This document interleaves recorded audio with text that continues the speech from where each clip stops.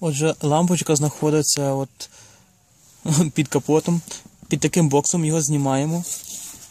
Але не забудьте перед цим виключити запалювання в автомобілі, оскільки там велика напруга.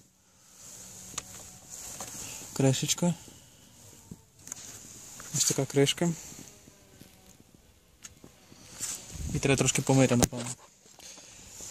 І біксенонова лампочка знаходиться от просто там, з такою от бачите, от, з клемою. Щоб зняти лампу, необхідно повернути цей бокс вліво.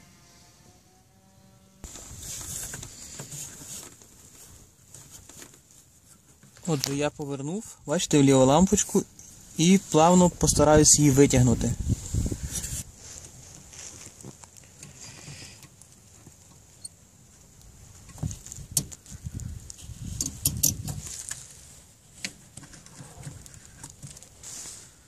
Ось, нарешті вдалося.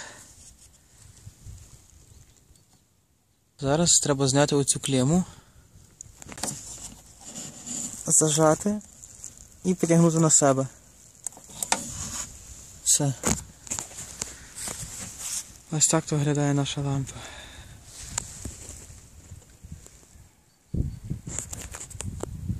Ну ще раз, ось так це все виглядає без лампочки.